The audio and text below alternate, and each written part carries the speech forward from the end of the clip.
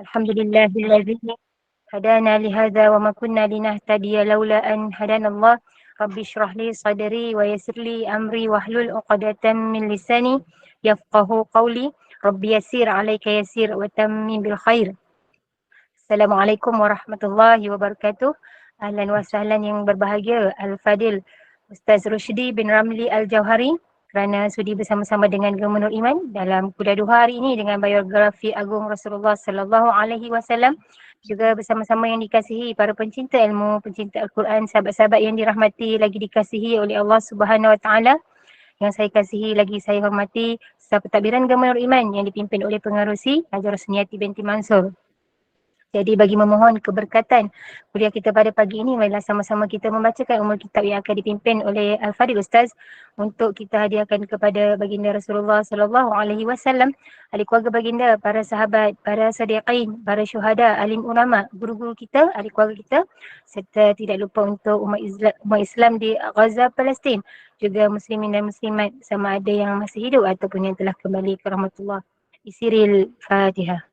أعوذ بالله من الشيطان الرجيم بسم الله الرحمن الرحيم الحمد لله رب العالمين الرحمن الرحيم مالك يوم الدين إياك نعبد وإياك نستعين اهدنا الصراط المستقيم صراط الذين أنعمت عليهم غير المغضوب عليهم ولا الضالين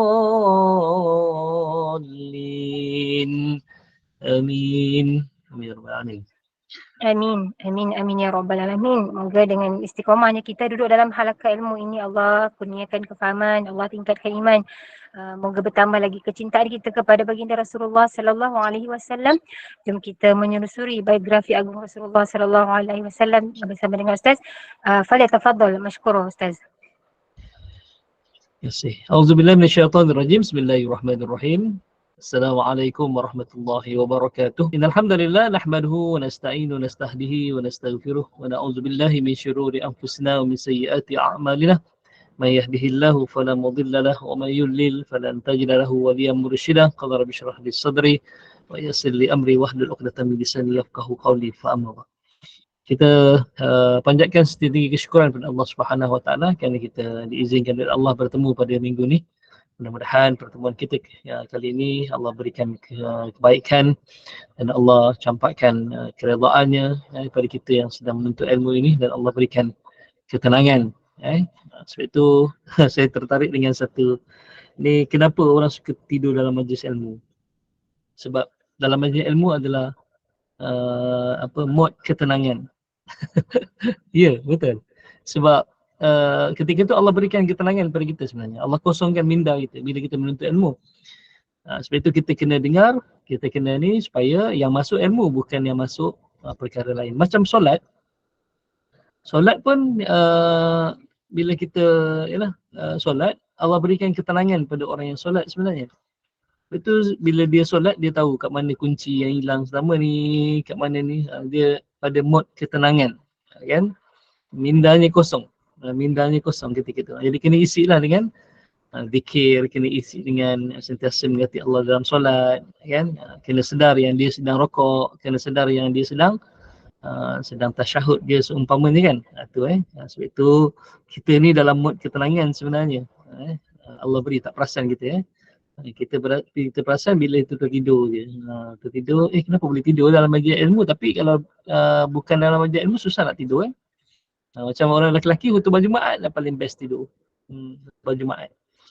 Sebab majlis ilmu, dalam majlis ilmu ni Allah berikan ketenangan. Cuma kita pandai tak pandai nak isi ketenangan tu dengan ingat Allah, kan? InsyaAllah. Okay. Alhamdulillah. Terima kasih sekali lagi pada Puan Amira atas kendalian majlis pada pagi ini. Puan Ros selaku pengurusi JNI dan juga sahabat-sahabat yang dirahmati oleh Allah Subhanahu Wa Taala sekalian. Hari ini kita masuk terus bab yang ke-8, iaitu bab detik-detik kenabian. Detik-detik kenabian. Okey. pada usia 40 tahun. Kenapa 40 tahun? Nanti kita nak bincang dulu. Kenapa 40 tahun? 40 tahun ni ada dua sebab lah. Yang pertama, 40 tahun adalah umur kematangan. Umur kematangan. Umur dewasa. Okay, umur dewasa. Kalau ataupun kita boleh panggil umur orang tua. Umur orang tua 40 ni. Sebab kalau kita rujuk dalam ayat Allah Subhanahu Wa Taala dalam surah An-Naba bila disebutkan uruban asraba. Uruban maksudnya sebaya. Asraba yang dikasihi. Dikasihi. Kata Ibn Abbas dalam tafsir, maksud uruban asraba ni, ahli syurga ni, berapa umur dia? Berapa umur? Ibn Abbas menyebutkan bahawa umur ahli syurga adalah 33 tahun. Okay. Surat 145. Saya tak sharekan lagi. Okay. Umur ahli syurga adalah 33 tahun. Okay. Boleh kan? Ada buku tak share? Okay. Umur ahli syurga kata Ibn Abbas 33 tahun. Bila dibuat kajian, kenapa Ibn Abbas menyebutkan umur 33 tahun ahli syurga? Sebab dia ambil perkataan atraba, uruban atraba. Asraba ni maksud dia adalah dikasihi. Kata Ibn Abbas, masyarakat dia, seorang isteri itu dikasihi oleh suaminya macam baru lepas kahwin, macam baru lepas nikah, sampai umur 33 kata. Sampai umur 33. Jadi adakah kita ambil masyarakat masyarakat Ibn Abbas? Tak, rupanya dia mewakili semua. Bila dia buat kajian di sudut sains pun, umur 33 wanita ni adalah umur yang sangat produktif. Sangat produktif. Dan kalau dia nak mengandung pun, yang terbaik ni umur 33 lah. Umur 33. Maksudnya semuanya okey. Waktu yang terbaik adalah umur 33 tu. Sebab itu Ibn Abbas kata umur 33 sebab umur 33 ni dia ni muda lagi. Muda. Maksudnya disayangi oleh suaminya macam baru lepas kahwin umur 33. Mungkin 34 tu dah 2 hari lepas kahwin, 35 3 hari lepas kahwin, 34. Kalau 60 tu kira sendiri. Kira sendirilah kan. Bukan tak dikasihi, cuma kenapa Ibn Abbas ambil perkataan tu, maksudnya uruban asraba dikasih. Okey. Betul. Umur ahli syurga 33. Walaupun ada pendapat yang lain kata daripada umur 15. Umur 15 sampailah umur Allahumma salli last tu adalah 33 tahun. Okay. Ada pendapat 15, ada pendapat 17. Tapi kan Ibn Abbas kan Nabi doakan Allahumma faqihu fid din. Ya Allah, perdalamkanlah ilmunya dalam agama, wa'allimhu ta'wil, dan ajarkan dia tentang tafsir. Ajarkan dia. Dia adalah sahabat Nabi yang hebat dari sudut tafsir kan. Ketika mana dibacakan ayat iza ja'a nasrullahi wal fath, semua sahabat gembira sebab ini janji kemenangan daripada Allah dan juga kita akan menguasai kota Mekah. Al-Fathu tu kat situ ada dua maksud. Pertama, kemenangan. Yang kedua, Al-Fathu tu maksudnya kita akan buka kota Mekah. Fathul Mekah. Sahabat gembira. Tapi Ibn Abbas menangis. Bila sahabat tanya, kenapa kamu menangis? Ini kan janji Allah, satu berita gembira untuk kita. Kita akan menguasai Mekah. Kata Ibn Abbas, ini adalah tanda ajal Nabi SAW. Ini adalah tanda ajal Nabi SAW. Barulah sahabat-sahabat yang lain menangis. Itu Ibn Abbas. Okey, jadi umur 15 ni okay. Umur 40, kalau kita rujuk dalam surah Al-Qasas ini kisah tentang Allah Musa Ismat. Rupanya Nabi Musa pun dilantik oleh Allah jadi rasul ketika umur 40 tahun. Nabi Musa. Okey. Surah Al-Qasas ayat 14. Walamma balagha ashuddahu wastawa atainahu hukma wa ilma. Wa kadzalika najzil muhsinin. Dan setelah Musa cukup umur dan sempurna akalnya. Jadi umur 40 ni dia dah start umur dewasa. Cukup umur dah. Cukup umur. Kalau akil balik, dia dah berakal lah. Itu beza Mumayyiz, dia mayyaza, yumayyizu kan. Dia mumayyiz. Maksudnya dia dah pandai membezakan antara yang baik dengan yang buruk. Itu proses pertama daripada umur 7 tahun sampai dia akil balik tu, itu dipanggil umur mumayyiz. Okey. Akil balik. Akil ni maksudnya dah berakal lah. Dia dah berakal. Bila dah berakal, dah dia mukallaf lah. Dia dipertanggungjawabkan atas dosa dia sendiri kan. Dan dipertanggungjawabkan wajib dah atas dia untuk ibadah-ibadah yang fardu kan. Itu okay. Tapi umur 40 maksudnya cukup umur. Cukup umurnya. Cukup umurnya. Sebab itu bila Imam Asy-Syafi'i dia sebelum umur 40 dia biasa je. Tapi bila umur 40 dia dah start pakai tongkat lah. Kan? Jadi sahabat-sahabat Imam Syafi'i, anak murid Imam Syafi'i tanya, tuan sakit ke? Dia kata, tuan sakit ke? Dia kata tak. Tapi kenapa tuan bertongkat? Dia kata, tongkat ini mengingatkan aku tentang baki-baki perjalanan hidupku. Maksudnya umur 40 ni umur tua dah. Okay. Jadi pakai tongkat ni simbol kepada orang tua. Sebab itu Nabi SAW pun pakai tongkat umur 40. Imam An-Nawawi pun pakai tongkat umur 40. Imam Syafi'i pun disebut bahawa pakai tongkat umur 40. Dan disebut Imam Al-Ghazali pun juga pakai tongkat umur 40. Jadi siapa umur 40 dah boleh pakai tongkat lah kan. Bagus pakai tongkat ni. Kan? Kalau lelaki lah bagus. Perempuan pun bagus juga. Lelaki ni dia takkan nguat orang lain lah. Takkan sweet nak dari orang lain sebab pakai tongkat. Dapat si jalan pun bertongkat, nak mengurat dari orang pula dia kan.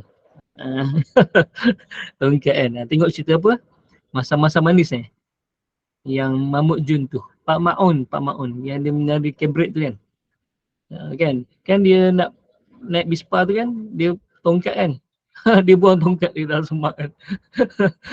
Kenapa? Sebab tongkat tu simbol orang tua. Tongkat simbol orang tua. Sebab itu Nabi SAW bertongkat umur 40. Jadi umur 40 ni umur tua. Kalau umur 33 dari ke bawah tu adalah umur muda lagi. Umur muda lagi. Jadi umur 40. Sebab itulah Nabi SAW dilantik ketika umur 40. Okay. Banyak sebenarnya hikmah 40 ni. Hikmah 40. Kalau ada satu hadis Nabi SAW kita sebut bahawa barang siapa yang telah mencapai, kata Nabi SAW, barang siapa yang telah mencapai umurnya 40 tahun, tidak bertambah amal ibadahnya, kata Nabi SAW, dia telah menempah tempatnya dalam neraka Allah. Takut kan kita? Umur 40 ni sebenarnya bukan life begin 40 tu. Bukan kehidupan bermula 40 kita baru nak enjoy. Sebab Barat kata umur 40 ni anak dah besar-besar semua. Jadi dia jadi pengantin baru semula. Bolehlah holiday sana, boleh holiday sini kan. Boleh bercuti sana, boleh bercuti sini pada orang Barat lah. Sebab itu dia kata kehidupan bermula usia 40. Waktu nak enjoy. Masuk waktu muda ni memang cari duit. Besarkan anak, apa kan? Tak, sebenarnya umur 40 ni kalau kita lihat Nabi waktu Nabi bekerja keras, berusaha. Bukan sebelum tak berusaha, tapi umur 40 ni dia waktu yang kemuncak lah. Nabi dah diberikan wahyu kan. Itu sebenarnya umur 40. Kalau dalam Al-Quran yang kisah Bani Israel tu yang ketika mana Nabi Musa perintahkan dia masuk ke Masjidil Aqsa ataupun Baitul Maqdis. Kan dia tak nak masuk. Dia kata kat dalam tu ada orang-orang yang kuat, yang berani. Dia kata kami boleh masuk, keluarkan dia dulu. Keluarkan orang-orang yang jahat ni dulu. Memang bangsa Bani Israel bangsa pengecut lah kan. Lepas tu walaupun kata Nabi Musa, Allah dah janjikan kalau kita masuk, kita berperang dengan mereka ni, kita akan menang. Itu yang Bani Israel kata, izhab anta wa rabbuka faqatilu kan. Nahnu hahuna qaidun. Pergilah kau Musa dengan apa? Pergilah kau Musa perang dengan Tuhan kau berperang. Kami tak nak.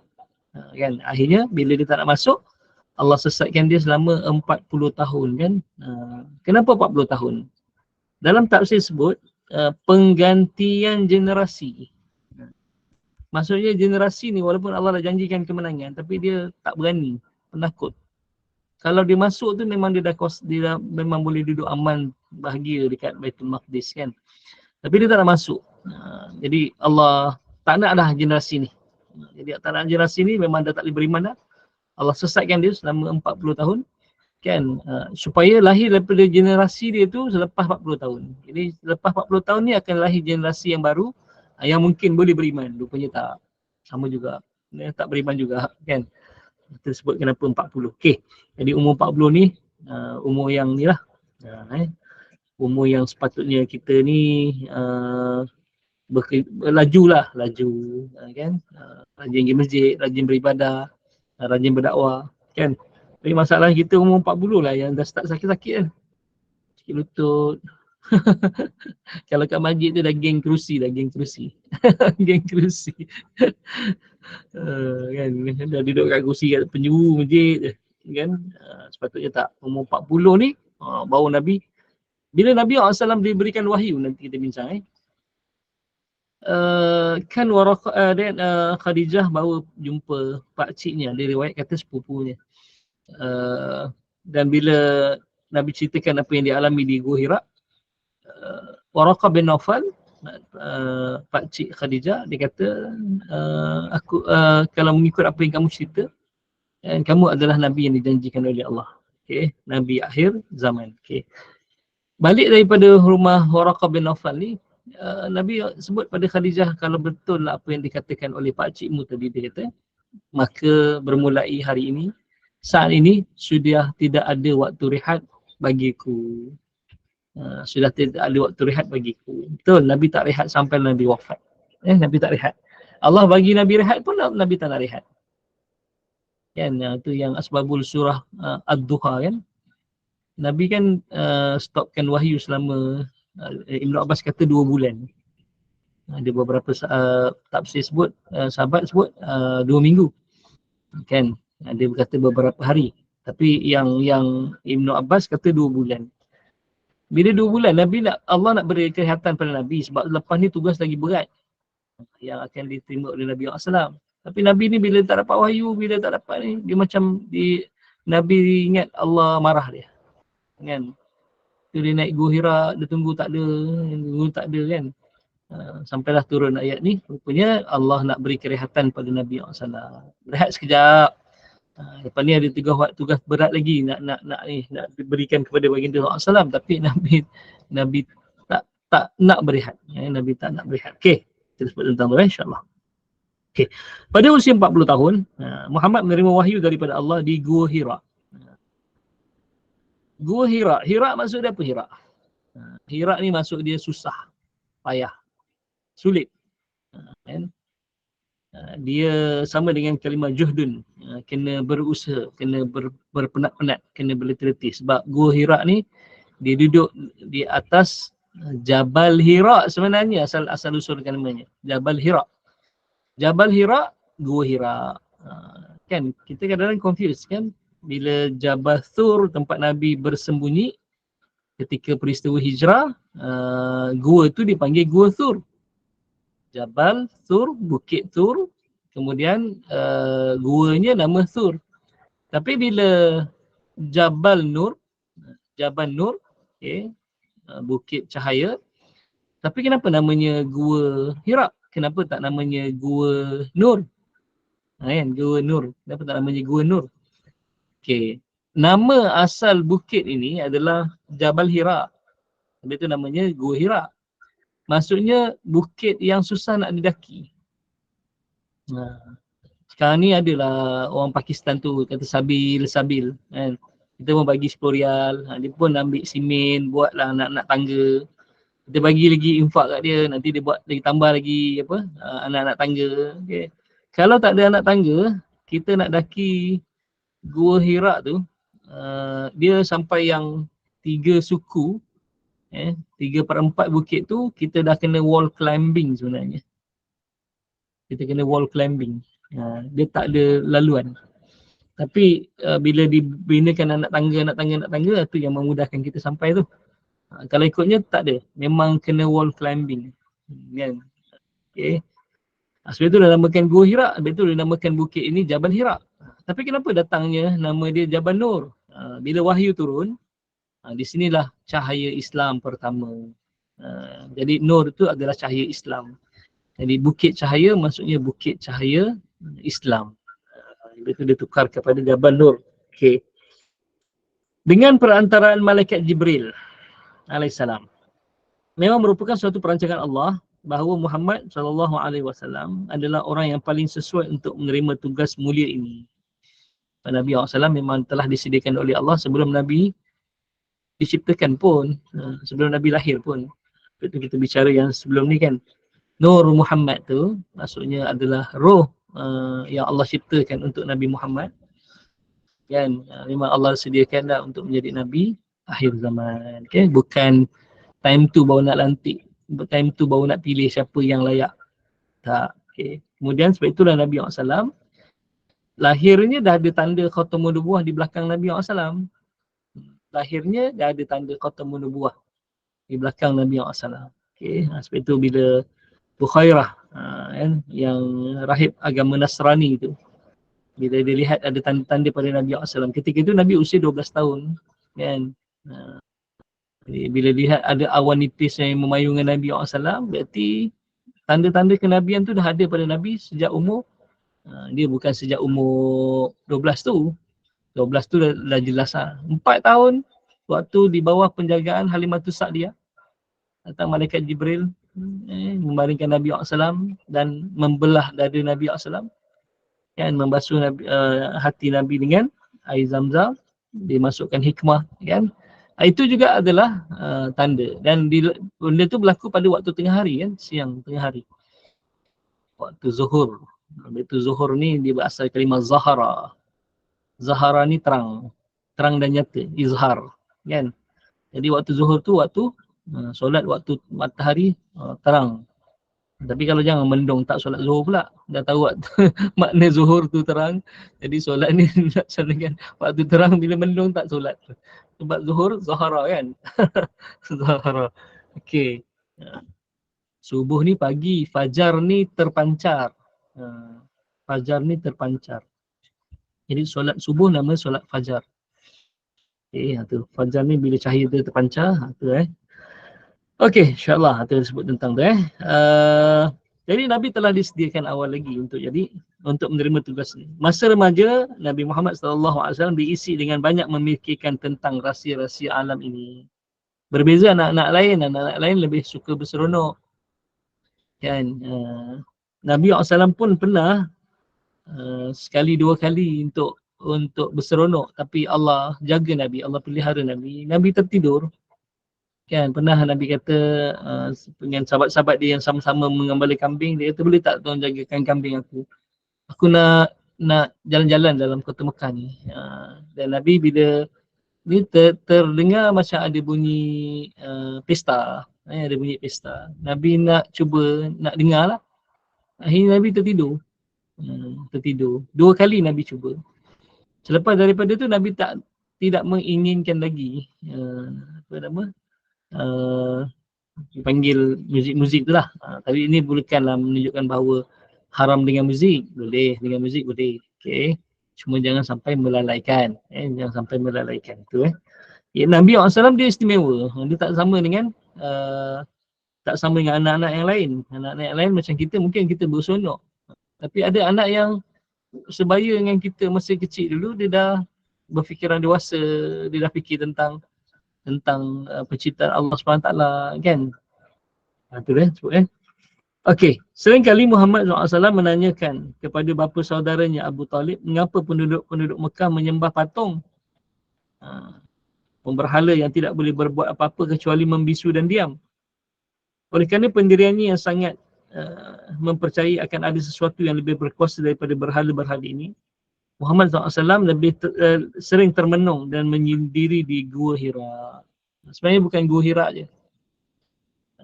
Banyak gua-gua yang Nabi telah explore sebenarnya. Nabi telah panjat dan Nabi telah duduk. Okay, sebab itu bila peristiwa hijrah, Nabi tahu dah mana mana gunung dan mana gua yang tak dilalui tak dimasuki orang. Itu kalau kita pergi Mekah, Menara Jam dengan Hilton, apa Hotel Hilton tu kan, tengah-tengah tu dipanggil Syarik Hijrah kan. Syarik Hijrah. Syarik Hijrah tu adalah laluan Nabi SAW hijrah. Rumah Abu Bakar dekat Hilton tu. Naik eskalator sampai ujung kali, masuk dalam bangunan tu dia ada musalla, ada masjid kan. Itulah tapak rumah Abu Bakar. Abu Bakar ni orang kaya. Sebab itu rumah atas bukit. Yang sekarang pun sama juga, orang-orang kaya yang duduk atas bukit kan. Dia macam tu dia atas bukit. Rumah orang kaya atas bukit. Okey. Daripada situlah Nabi hijrah kan. Dan sebenarnya kalau kita jalan kaki tak jauh mana pun nak pergi Gua Thur daripada Syarik Hijrah tu 4 km je. 4 km. Kan jalan kaki hujung sampai Hotel Palestin tu. Lepas tu seberang lagi nampak dah Gua Thur. Nampak dah Jabal Thur. Jabal Thur. Okey. Jadi Nabi pilih Jabal Thur untuk Nabi bersembunyi selama 3 hari 3 malam. Kalaulah tempat tu tak selamat, mungkin semalam Nabi pindah sini pula, semalam pindah sini pula. Tak. Nabi tahu orang-orang Mekah dia jarang datang sini ataupun boleh kata tak pernah lah datang ke Gua Thur. Sebab Gua Thur ni bukitnya nak didaki tu 3 jam. 3 jam nak didaki. Kalau Gua Hira, rekod saya 1 jam 10 minit. Okay. Rekod saya paling cepat 1 jam 10 minit. Itu berhenti-berhenti tu. Okay. Pernah saya sekali 5 jam. Sebab bawa makcik tu. Dia nak naik sangat. Nak naik juga Ustaz, ni first time umrah saya ni apa. Nak naik juga Ustaz. Saya ingat dia okey. Bawa lah. Engkau 5 jam naik, 5 jam turun. 5 jam naik. Sampai saya kata yang lain balik dulu nanti makcik ni saya bawa lah naik teksi apa. 5 jam naik, 5 jam turun. Ustaz bawa makcik tu siang ke Ustaz? Malam, pukul 10 malam. Masya Allah, lama atas tu.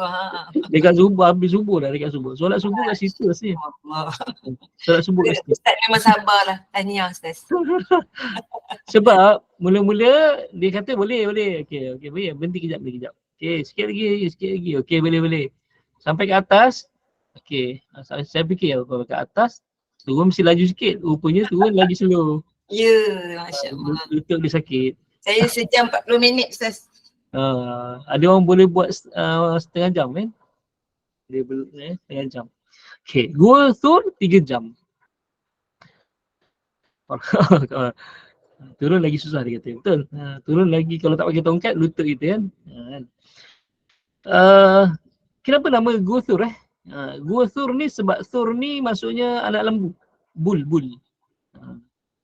Kalau kau Baqarah kan. Kalau anak Baqarah, Thur ni adalah anak Baqarah, bul. Maksudnya bentuk dia daripada jauh dia macam anak lembu. Macam seladang macam apa? Yalah, seladang tu kan. Bentuk Ustaz, Gua Thur Ustaz dah naik 3 jam satu perjalanan. 3 jam satu perjalanan. Itu naik yang orang normal lah tu, orang kira. Naik normal. Oh, Masya Allah. Bayangkan Asma Ya Allah. mengandung pula. Tunggu hari. Masya Allah. Masa tu mana ada laluan macam sekarang Ustaz kan? Ada. Tunggu hari. 9 bulan. Tunggu hari je. Oh, azam nak naik situ pula nanti. Bukan dia naik terus straight ke atas.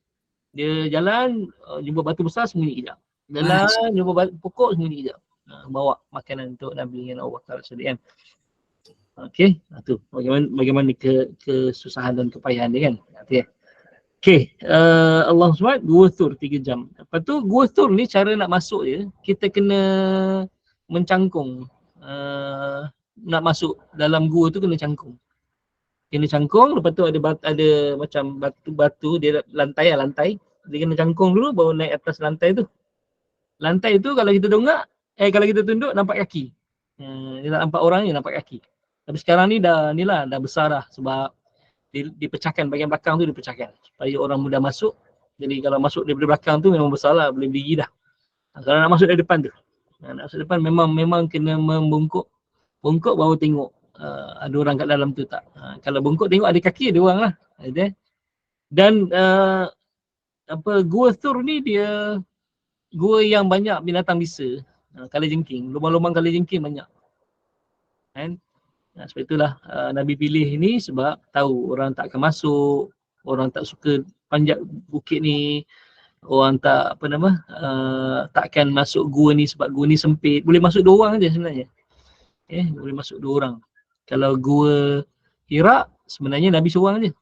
Tapi kalau gua Hira kan ini cerita pasal bukit-bukit ni. Saya sebelum ni tahun 2000 saya tengok malam baru jumpa Datuk Mukarrabin yang pendaki Everest tu. Kan, dikenal saya lagi lah. Saya salah seorang panel pengkaji untuk gunung para nabi. Untuk gunung-gunung para nabi. Kita jumpa lagi, dikenal. Kalau mana gambar ni? Gambar gua ni. Dia gambar Gua Hira. Gua Hira. Kalau kita lihat Gua Hira tu sebenarnya bukan gua. Kan? Sebenarnya bukan gua. Dia adalah suatu benda yang Allah ciptakan untuk Nabi SAW, untuk Nabi, kan? Okey, jom surat surat 59 tu. Okey. Kalau lihat susunan batu tu bukan orang yang susun. Itu memang Allah susun. Allah susun. Okey. Bila Allah susun, dia sebenarnya bukan gua. Bukan gua. Okey. Dia macam kalau gua ni kita masuk dalam ni kan, gua Nia, gua apa tu kan. Sebab itu dalam bahasa Arab bila sebut ghar, itu nampak ghar Hira. Ghar Hira dengan Kahfi. Surah Al-Kahfi. Ashabul Kahfi, kan. Kenapa Kahfi ni dia gua yang luas yang boleh masuk ramai orang, Kahfi. Yang gua Niah ke, gua Tempurung ke tu dipanggil Kahfi dalam bahasa Arab. Tapi kalau ghar ni maksud dia adalah gua tapi kecil, tak boleh masuk ramai. Masuk seorang 2 orang je. Sebenarnya dia bukan gua. Dia lubang je sebenarnya, lubang. Okey, lubang. Okey. Kalau kita lihat batu-batu tu orang yang susun gas tu ke batu tu? Sekeping macam tu kan, 59 tu kan. Sekeping tu kan yang jadi dinding kat tepi tu kan. Okey. Lepas tu bawah tu jalan Nabi SAW solat. Dalam tu lah Nabi duduk. Memang boleh buat seorang je pun. Okey. Lepas tu yang menariknya. Okey. Saya bila tengok Allah SWT lubang ni kenapa macam tu Lepas tu bila berlaku peristiwa Palestin ni kan, baru saya nampak rupanya lubang ni macam bentuk negara Palestin, 3 segi panjang macam tu. Kan? Dia ni okey, nampak yang dinding surat 57 tu. Saya punya sistem ni kan. Dia sistem zoom out, bukan zoom in. Biasanya kalau tengok movie ke apa kan, lagi-lagi tengok sinetron Indonesia kan, dia nak kena langgar dengan motor. Kan, sebenarnya boleh elak, lama dah boleh elak. Tapi tak tahu dia punya zoom dia dia zoom in. Saya punya jenis zoom out. 57 dalam gua dulu, tarik 59, luar gua, tarik surat 61 gunung. Macam tu. Saya punya sistem buku ni. Biasa orang gunung, lepas tu pergi dekat gua, lepas tu ke dalam dia, baru nampak lubang tu kan. Saya daripada dalam tarik keluar. Macam tu daripada dalam tarik keluar. Ini memang saya yang pesan. So gambar-gambar ni letak macam ni. supaya menarik bukan menarik pun, supaya ada modal lah nak cerita kat orang. kenapa ni apa Ustaz tinggi segi ni, ni dalam gua. Okey, dalam gua. Nampak bukit-bukit batu-batu 4 segi tu, bukan ada crane angkat batu tu letak situ, susunkan kat situ, tak. Allah yang memang dah susunkan untuk Nabi SAW. Dan kalau kita lihat daripada lubang 3 segi ni, 3 segi panjang ni kan, kita akan nampak Kaabah. Tapi kalau sekarang tak nampak Kaabah lah, nampak Masjidil Haram lah. Memang kedudukan bukit ni tak perlu Nabi nak cari mana arah kiblat kan. Dia terus tepat ke arah Kaabah, tepat ke arah Kaabah. Itulah ketika tu okey. Dan ke arah Kaabah mana? Ke arah Kaabah mana? Kalau kita lihat, dia ke arah Kaabah. Saya minta maaf kita umpamakanlah ni Kaabah Kaabah kan. Okey. Gua kat sini. Okey. Nabi solat ke arah Kaabah ni dan setentang kat Masjidil Aqsa. Ketika tu kan kiblat pertama umat Islam kan Masjidil Aqsa kan. Okey. Jadi memang ke arah Kaabah. Adakah Nabi ketika tu solat ataupun apa tidak menghadap kiblat? Tak, menghadap kiblat. Kalau kita solat dalam ni pun tak payah ubah kiblat. Memang terus menghadap Kaabah. Dan sebenarnya Kaabah setentang sebelah sana tu adalah Masjidil Aqsa. Kalau Gua Hira kat sebelah sini kan, mungkin dia lah lubangnya nampak Masjidil Aqsa, nampak Masjidil Haram ataupun nampak Kaabah. Tapi setentang sini bukan Masjidil Aqsa. Bukan Masjidil Aqsa. Itulah Allah dah sediakan dah untuk Nabi SAW Gua Hira ni. Itu yang menarik untuk kita bincang tu. Gambar-gambar ni pun saya sendiri yang pilih. Gambar-gambar ni saya sendiri yang pilih. Okey, selesai. Baru satu perenggan ni. Nak tahu apa yang tulis kat batu tu Ustaz? Mana? Kat gua. Okey, kat gua tu Gua Hira ada tulis ya. Ada tulisan Kohei tu. Tadi mana? Okey, mana tu? Iqra bismi rabbikal ladzi khalaqa. Khalaqal insana min alaqa. Itu tahun 2006. Tu tahun lah. Ta tu turut tak ke apa? Tak pasal. Okey, 2006 Ghar Hira. Ghar Hira. Hira ha ra alif amza Hira. Bukan Hiraqa. Hiraqa ni kebakaran maksud dia. Beza amza dengan qaf. Hiraq kebakaran. Azabul hariqa kan. Yang kisah Ashabul Ukhdud. Kohli tu tak tahu siapa yang tulis lah. Ni Vandalisma ni. Dia tulis nama dia kat situ. Saya tak tahu siapa Kohli tu. Sampai sekarang nama Kohli. Ataupun Kohli yang menulis benda ni. Wallahualam. Itu tak tahu. Okey. Allahumma salli ala sayyidina. Okey, terus okey. Aisyah meriwayatkan sebelum kedatangan wahyu, yang pertama sering dialami oleh Nabi SAW adalah mimpi-mimpi yang benar ataupun ru'yah as-sadiqah. Ru'yah as-sadiqah. Okey. Apa yang sering dilihat dalam mimpi selalunya terbukti kebenarannya secara nyata. Contohnya Nabi mimpi ni esok lusa Nabi akan dapat. Okey. Seterang cahaya pagi. Setelah itu baginda terdorong untuk berkhaluat. Khaluat ni dia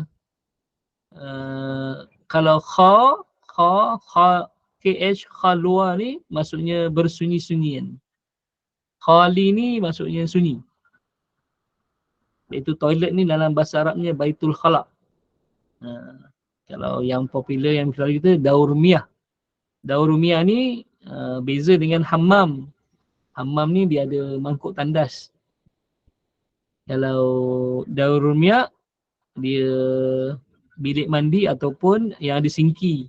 Sinki basuh tangan apa tu. Tapi kalau hammam maksudnya tandas. Kalau kita tanya yang Arab, aina hammam?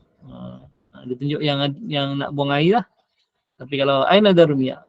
Dia tengoklah kat mana yang boleh ni. Dia Daur Miyah. Tapi Baitul Khala Lebih spesifik pada bilik yang hanya ada mangkuk tandas tu.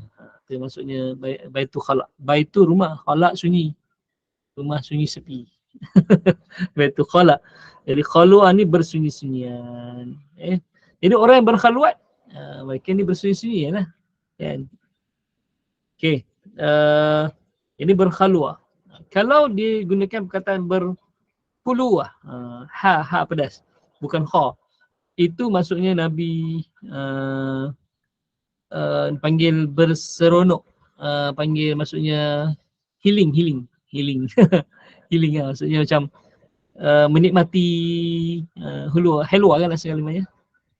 Jadi Nabi beribadah tu Nabi nak menikmati kemanisan ibadah tu, itu hulwa. Okey. Okay, di sana baginda beribadah selama beberapa malam. Ada riwayat kata apa yang Nabi lakukan. Sebelum tu ketika tu wahyu tak turun lagi kan. Apa perintah solat tak turun lagi. Okay.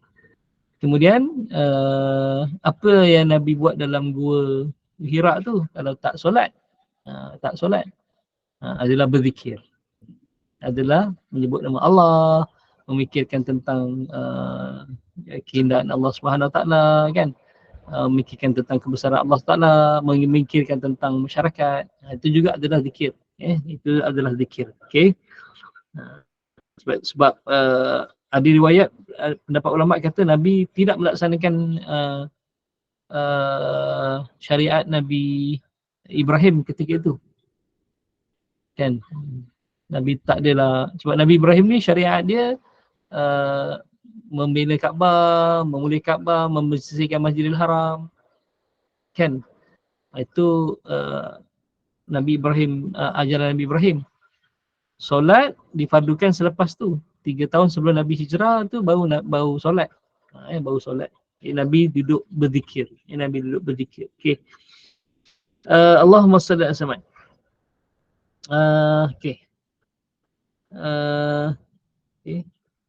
Kemudian pulang pada keluarganya untuk mengambil bekalan dan melanjutkan khalwah yang berikutnya. Ada pendapat kata Sayyidatina Khadijah yang akan bawakan makanan kepada Nabi SAW. Okay. 2 hari sekali.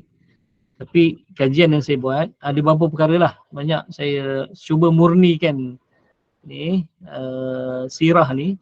Sebab saya suka buat kajian. Saya ambil Rahiqul Mahtum, saya ambil Sirah Ibn Hisham, saya ambil Fiqh Sirah, saya ambil banyaklah. Saya walaupun buku ni dah terbit dah, tapi saya lebih memurnikan. Buku ni rujukan yang paling besarnya adalah Sirah Ibn Hisham. Saya belajar dekat Mesir dulu, itu je yang ada, bukan itu je ada. Maksudnya itu je yang terbaik pada saya. Yang Rahiqul Mahtum time tu belum popular lagi. Jadi taklah mengkaji tentang Rahiqul Mahtum. Okay, tapi kalau dalam Rahiqul Mahtum Nabi lahir 9 Rabiul Awal.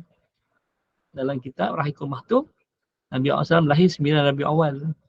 Jadi kita agak bertentangan sikit lah kan. Tapi tak ada masalah pun. 9 ke 10 ke, kan 11 ke 12 ke. Tapi dalam Ibn Hisham 12. Dalam Ibn Hisham 12. Okay. Kita dah sebut tentang tu. Jadi sebab itu saya ni. Jadi saya bila duduk-duduk saya kaji kan.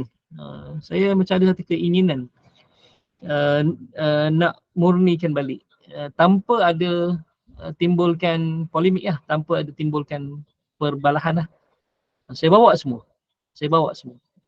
Nah, siapa yang sebut lahir 9, siapa yang sebut lahir 11, siapa yang sebut lahir 12. Sekadar tu tinggalkan itu je.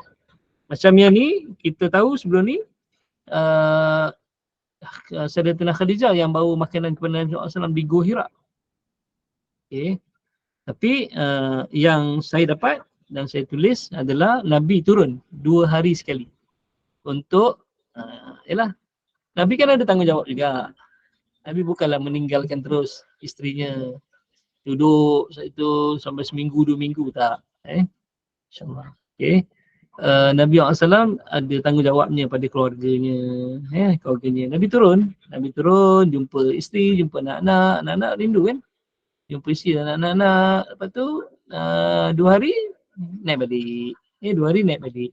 Okay, 2 hari sekali Nabi turun, lepas tu ambil makanan naik balik. Okay. Jadi itu yang saya kajilah. Walaupun ada pendapat kata Sayyidatina Khadijah yang bawakan makanan itu pada Nabi SAW. Okay. Itu pun tak salah. Itu pun tak salah. Yalah, boleh, dua-dua boleh, tak ada masalah pun.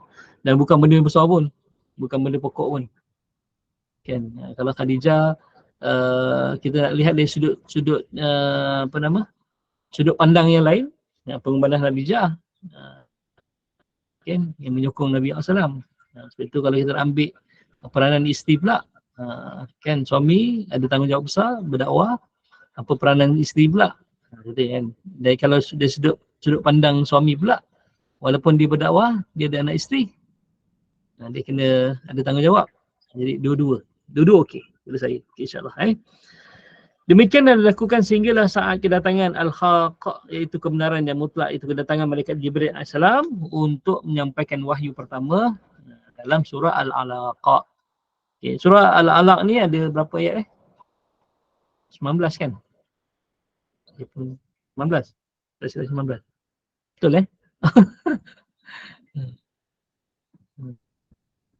19. So boleh tolong saya 19. Betul, saya rasa 19.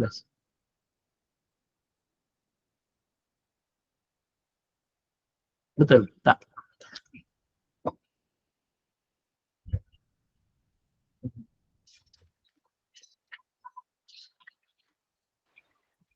Berapa? Amira? 19. Ustaz, 19. Saja tahu. Kita lambat juga. Tak apa. Minta maaf, saya bukan tahu saja, nak biar kita ni, biar kita 19 ayat rupanya. Kan 19 ayat rupanya. 19 ayat. Baru tahu 19 ayat kan. Kita tahu lah Ustaz. Macam mana? Kita dapat tahulah juga, belajar. Betul. Dia lebih bagus tentu sebenarnya kan. Itu anak-anak saya kalau dia hafal kan, dia tersangkut hafalan dia. Buka tengok. Buka. Kira jap bi. Nak cuba ingat. Dia bila guru tanya tu dia lagi terpahat Ustaz. Betul. Saya yang saya ingat sampai sekarang, bila benda salah cikgu tegur. Itu lekat sungguh. Daripada cikgu beritahu yang benda yang baru kan. Saya ingat lagi saya kena denda kat depan masa belajar bahasa Arab buat karangan insya. Alif lam tak ada tanwin. Maksudnya kalau ada alif lam tak ada tanwin. Kalau ada tanwin tak ada alif lam. Kena berdiri kat depan kelas sebut 100 kali. Alif lam tak ada tanwin, alif lam tak ada tanwin, alif lam tak ada tanwin. So itu kalau sampai sekarang kalau ada orang ni buat alif lam ada tanwin, wow memang memang menyiap saya. Saya ingat ustaz saya di Mahat Muhammadi Kota Baru. Mak Muhammadi tahu tak, Mesir dah tahun akhir dah 4 sanawi dah. Nak STU dan pergi Mesir. Itu pun buat silap lagi. Itu yang kena denda kat depan tu. Buat silap lagi. Alif lam tak ada tanwin. Nama ustaz saya tu Ustaz Mumtaz. Memang Mumtaz lah dia. Almarhum dah meninggal. Okey, insya-Allah tu. Jadi ayat yang pertama sampai ayat kelima je turun kepada Nabi SAW. Iqra' bismi rabbikal ladzi khalaq, khalaqal insana min 'alaq, iqra' rabbukal akram, alladzi 'allama bil qalam, 'allamal insana ma lam ya'lam. Sampai situ je. Okey, yang turun pada Nabi SAW ketika Nabi di Gua Hira. Ayat yang ke-6 sampai 19 turun 7 tahun selepas itu. Kan apa nama? Allahu Subhanahu yang ara'aital ladzi yanha 'abdan iza shalla kan. Maksudnya yanha 'abdan iza shalla, maksudnya peristiwa solat. Kan Nabi 10 tahun kan dekat Mekah kan. 13 tahun kat Mekah, 13 tahun kat Mekah. Okey. Jadi 7 tahun selepas tu barulah turun ayat berkaitan dengan yang ayat seterusnya tu, bila ada seorang yang menegah seorang hamba ketika hendak solat, iaitu Abu Jahal. Abu Jahal memang cakap dengan kawan-kawan dia, kalau kau beritahu aku kalau kau nampak Muhammad sedang solat, aku akan sakiti dia, akan sakiti dia kan. Tiba-tiba tengah duduk tu datang orang kata, Abu Jahal kata tu, Muhammad sedang solat di Masjidil Haram.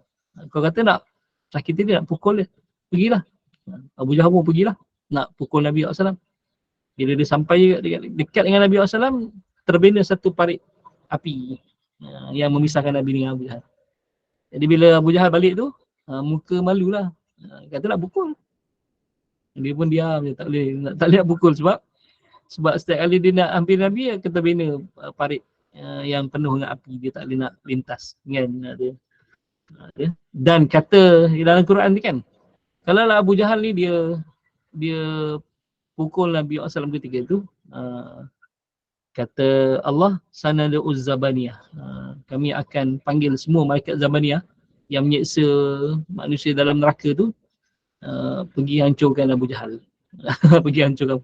Tapi dia tak pukul, waktu dia malaikat zabaniyah tu tak, Allah tak utus ya. Okey, tu. Allahumma salli. Jadi ayat 1 sampai ayat 1 sampai ayat 5 saja. Okey.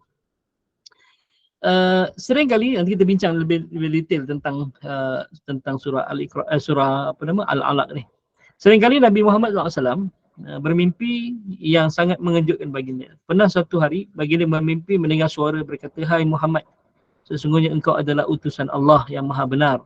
Baginda terkejut lalu terbangun dan mencari-cari dari mana datangnya suara itu. Tetapi setiap penjuru dipenuhi cahaya yang bergemallapan. Melihat tingkah laku suaminya yang cemas dan bingung terhadap mimpi-mimpi yang diterimanya, Khadijah mencadangkan agar Muhammad bertemu dengan Waraqah bin Naufal. Ni satu lagi pendapat sebelum Nabi pergi Gua Hira. Satu. Yang kedua yang kita tahu adalah Nabi SAW selepas Nabi balik daripada Gua Hira tu, Nabi SAW sering datang mimpi-mimpi. Bukan sebelum je, selepas pun datang mimpi-mimpi. Jadi bila tu Khadijah mencadangkan agar Muhammad bertemu dengan Waraqah bin Naufal yang terkenal dengan tafsir mimpi dan juga pakar tentang kitab Injil. Waraqah bin Naufal ketika itu beragama Nasrani. Ya, beragama Nasrani. Jadi perbualan antara Waraqah dan dengan Muhammad SAW diriwayatkan seperti ini. Waraqah bertanya, daripada mana engkau mendengar suara tadi? Okey. Nabi SAW menjawab, dari atas. Waraqah berkata, percayalah bahawa suara itu bukan bisikan syaitan. Sebab bisikan syaitan tidak mampu datang daripada atas dan tidak mampu datang daripada bawah. Dan ada ayat Quran kan yang sebut tentang syaitan ni akan membisikkan kamu daripada depan, belakang, kiri dan kanan kan. Tapi tak disebut atas dan bawah. Sebab syaitan tak akan datang daripada arah atas. Okey. Syaitan tak akan datang daripada arah atas dan syaitan tak akan datang daripada arah bawah. Okey. Jadi kalau datang daripada arah atas itu adalah malaikat, kata Waraqah bin Naufal kan. Okey. Ayat yang saya sebut tadi tu ada kat mushaf sebelah tu. 147 tu. Tsumma la'atiyannahum kan min baini aydihim wa min khalfihim wa an aymanihim wa an syama'ilihim wala tajidu aktsarahum syakirin. Kemudian aku datangi mereka dari hadapan mereka, belakang mereka, kanan mereka ni, dan engkau tidak dapati mereka ini kebanyakan mereka bersyukur. Surah Al-A'raf ayat 40. Ini syaitan lah maksudnya kan. Okey, selesai insyaAllah. Okey,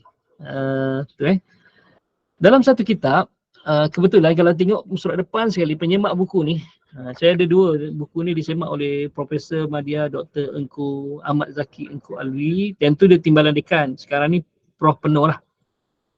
Profesor Dr. ni dia dekan fakulti ni pengajian kontemporari Islam, UNIZA. Okay. Kemudian di bawah tu Ustazah Mazna Daud, dia bekas pensyarah UiTM Shah Alam. Lepas tu dia pakar rujuk haji kan. Kemudian dia tu penyampai rancangan Teladan Anbiya kat Radio Hakim time tu. Masa saya menulis buku ni dia banyak bawa cerita-cerita yang saya tak tahu. Contohnya dia kata sewaktu Nabi SAW balik daripada Gua Hira berlari, Nabi kata zamiluni selimutkan aku. Okey, ketika tu Malaikat Jibril ada dalam rumah Nabi SAW selama 20 hari 20 malam. Malaikat Jibril tu tak keluar daripada rumah Nabi SAW. Okay, sebab itu selepas daripada yang Zamiluni kan turun lagi ayat kan. Ya ayyuhal muzammil, kemudian ya ayyuhal muddathir. Allah kata kum fa'anzir, bangunlah dan berilah peringatan. Wa rabbuka fakabbir, besarkanlah Tuhan kamu. Wa thiyabaka fatahhir, dan bersihkanlah baju kamu kan, pakaian kamu kan. Jadi Nabi tak ada kerehatan selepas tu. Kalau kita kan baru lepas temu duga, lepas tu dapat surat offer letter, okay, lapor diri awal bulan kan, 1 bulan tu lapor diri. Ni tak, Nabi SAW dapat amanah jadi rasul, jadi Nabi, dia tak ada terus on the spot, kena terus buat kerja. Itu Nabi SAW balik rumah tu dalam keadaan berselimut, turun ya ayyuhal muddathir, wahai orang yang berselimut, kum, bangunlah, fa'anzir, dan berilah peringatan. Terus kena buat kerja kan. Itu sebut tentang tu kan. Sewaktu Malaikat Jibril ada dalam rumah Nabi SAW, Nabi ni ketakutan sebab ialah makhluk yang paling besar kan. Nabi SAW lihat Jibril ni dalam wajah yang sebenar, dalam rupa yang sebenar 2 kali. Sewaktu pertama kali adalah di Gua Hira, tu first time. Second adalah ketika Isra' dan Mi'raj. Bila sahabat tanya tentang bagaimana bentuk Malaikat Jibril ni, ada hadis daripada Anas bin Malik radhiyallahu an, disebut kata Nabi cerita, disebut oleh Anas, di belakang badan Malaikat Jibril ni ada 600 sayap. Kata Anas bin Malik, satu sayap dibuka panjangnya timur dan barat. Jadi makhluk yang besar tu yang datang jumpa Nabi SAW. Bayangkan Nabi, kalau kita meninggal terus kan, kejung keras. Besok datang pasukan yang penyelamat, macam tu keras juga. Keras kan. Ini Nabi SAW jumpa, dan itu yang peluk Nabi SAW. Peluk daripada belakang, peluk. Okay. Allahumma sallallahu okay. Lepas tu dia masih ada dalam rumah Nabi SAW. Malaikat Jibril tu ada dalam rumah Nabi SAW. Lalu kata Khadijah ketika tu dia duduk bersila. Dia kata, dia panggil Nabi SAW, dia kata duduk baring atas riba belah kanan. Okay. Lepas tu buka mata dia kata. Nampak lagi tak? Dia sebut orang itu. Nampak lagi tak orang itu? Dia kata, ya, masih aku nampak lagi orang tu. Okay, tukar. Baring atas riba kiri pula. Ya. Lepas tu, masih kau lihat lagi tak orang tu? Masih lihat lagi orang tu. Okay. Kemudian Khadijah kata, okey, duduk tengah-tengah riba ni. Tengah-tengah riba, baring. Tengah-tengah riba. Buka mata, tengok. Ada lagi tak? Ada lagi kata dia. Lepas tu Khadijah kata macam ni ketika tu Khadijah dia melepaskan dia punya tudung dia. Hijab dia. Okay. Lepas tu dia tanya Nabi SAW, masih kau lihat lagi tak orang tu? Dia kata, kali ni aku tak lihat dia. Lalu kata, wahai suamiku, dia kata, ketahui yang datang kepada kamu tadi tu adalah malaikat, bukan syaitan. Kerana kalau syaitan, sewaktu aku membuka auratku, dia masih tetap di situ. Kan? Kalau malaikat, dia akan lari. Malaikat dia tak akan lihat aurat kan. Itu kita ni walaupun ada malaikat hafazah, penjaga kita kan ada 10 pagi, 10 malam kan, malaikat hafazah.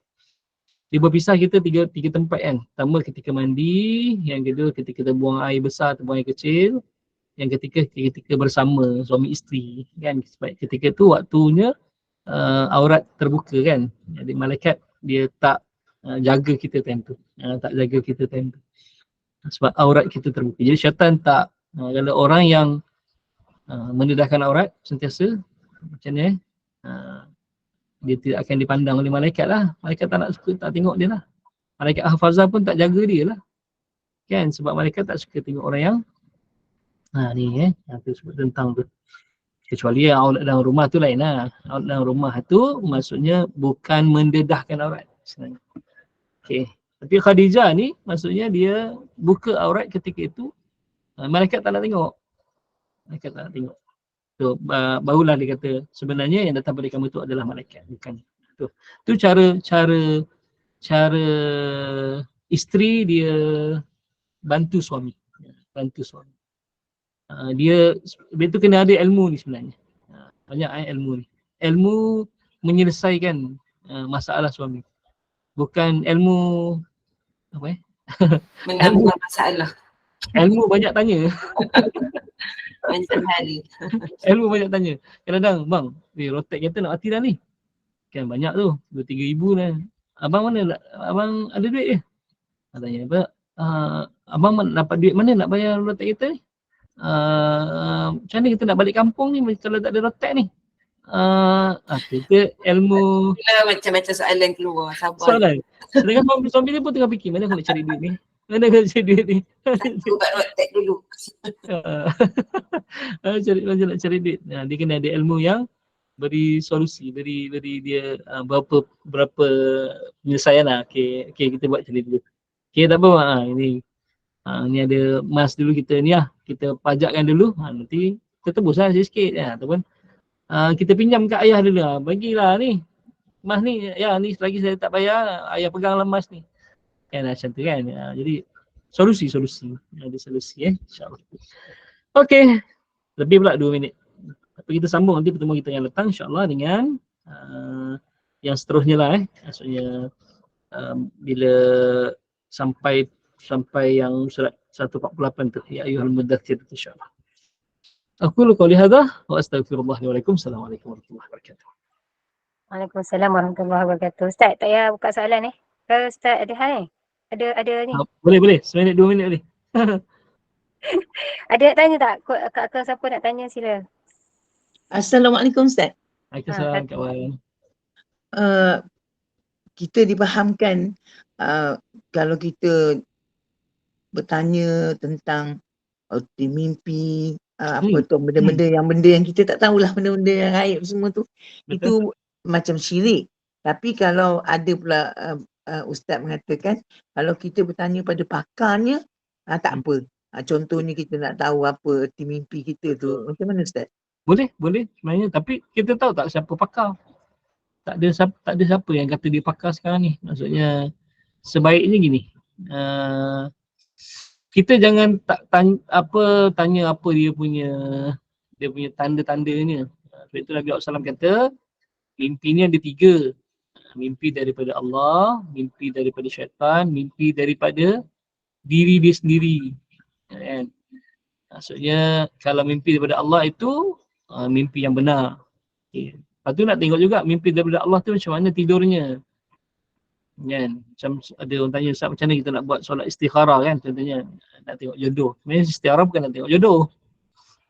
Istihara. Alif sinta tu minta, khara tu khiyar, pilih. Minta Allah pilih kan.